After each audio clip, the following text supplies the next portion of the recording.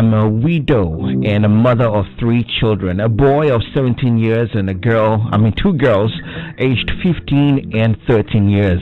I am an international civil servant and I'm a practicing Christian as well. Now, I'm not writing to you to look for a spouse, but to send a heartfelt cry to all parents and also to seek for advice as well. In fact, I live with my 3 children in my house and I'm usually at the office all day long, and it's only on weekends that I'm at home. And since the authorities stopped classes due to the COVID-19 pandemic, I have forbidden my children to go out, and they are confined since the beginning of the lockdown. All right, now there's only one cleaning girl who comes around to work and leaves as well. Now, as for my children, I keep a close eye on them, but today I'm overwhelmed by what is happening in my home. Every month I check my daughters very well to make sure that they're in the best of shape. Every month I check. One of my daughters has stomach aches frequently, but I always check to make sure she's in good health. And also I check them before their period, so I get along each time with this. And the funny thing is, in April, they didn't show any sign. I noticed early signs of pregnancy, in actual fact. So I asked her to go and collect some of her urine for me yesterday morning, and then I performed a GIT, which turned out positive.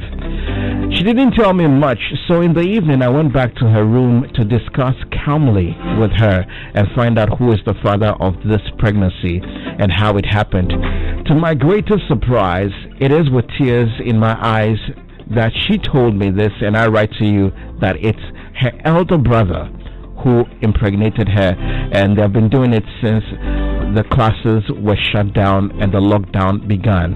And that's what they do at home when I'm not there, and even with my youngest daughter as well.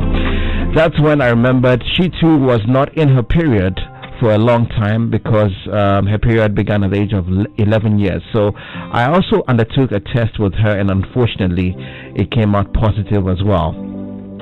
I called my son calmly to ask him what really happened, and he admitted to the facts that his sister stated and then since then he has been out of the house since last night. I've not heard from him, and I really need your advice. I am devastated. I see my dreams shattered after so many years of consecration. My husband has been dead since 2009, and I'm in charge of everything. I don't know what to do. I want my children to grow up together and become responsible people. But with what is happening to me, I have no strength left in me. I've thought about an abortion, but I'm a believer and my faith doesn't allow me. I need your advice, please. Well, she wrote, I'm asking you listeners out there, what do you make of this story? What kind of advice would you offer this woman? If you happen to be in this situation, what would you do? Who will you blame for this, the son or the girls, or even the parents?